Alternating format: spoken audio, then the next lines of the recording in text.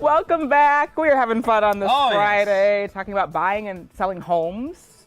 Have you Both of bought a them, home man. since you've moved here No, yet? I have not. No, You I'm haven't still renting things. delved into that yet. Huh? All right, yes. No, you're- I haven't jumped into Yes, that pool. not Well, yet. good news this week on the housing market. The real estate site Zillow said the market has finally fully recovered from the housing crisis, regaining all of the value it lost in the recession. Yes, we talked about that earlier. So if your New Year's resolution is to buy a home or sell a home, you need to be prepared. Here to talk about the mistakes to avoid when buying or selling a home is local real estate expert Samantha Hancock from Remax Advantage Plus. Thanks for being here this morning. Thanks for having me. All right, so we mentioned that the housing market has kind of rebounded Yep. nationally, but is that true for right here in the Twin Cities scene? It is. The real estate market here in the Twin Cities is screaming hot right now. It's a great market for buyers and sellers, and we're seeing great pricing, but also we still do have that affordability.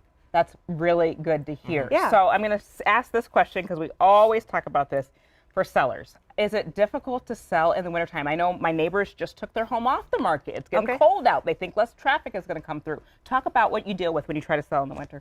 The winter actually can be a really good time because even though you don't have that huge pool of spring buyers who maybe leases are up or are just wanting to move in the warm, you have less buyers, but you have less inventory, and the buyers who are out are generally a lot more serious. So when they come, they buy. That's interesting. Yeah, so less choices, but less buyers. And so those two together can make it really successful. All right, now whenever you're trying to sell your house, you want to mention that it's important to plan ahead. Yes. What's kind of the plan of attack that you have to have whenever you're trying to sell? Yeah, that's our big message right now is if you are planning a spring or a summer sale, that you need to be meeting with your agent right now because you have to declutter.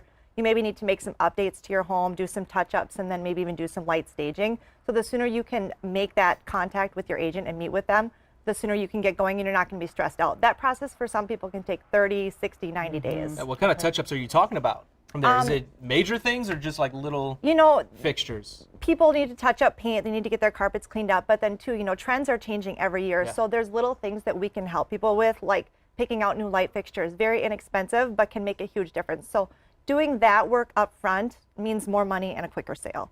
Samantha, this is the time for New Year's resolutions. Everybody made one in January. I stopped making them years ago, but a lot of people did. So if you're buying or you're selling, what are some of the New Year's resolutions folks need to think about?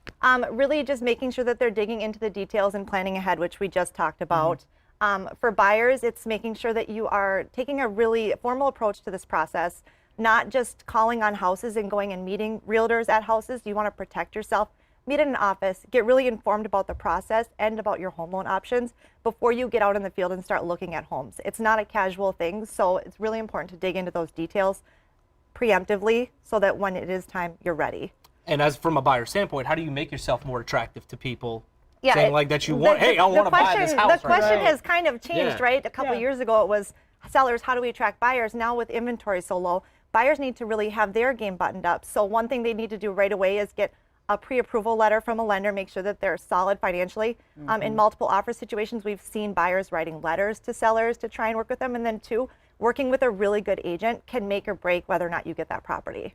All right, find an agent that you've heard is credible and really good. Knows your local market, shop around, interview multiple people. If you're a seller, way more important to pick the agent who knows your market and presents good data and marketing than it is to pick the agent who gives you the highest price. That's a trap a lot of people fall into. So you shop for an agent Yep. before shopping for a house. Exactly.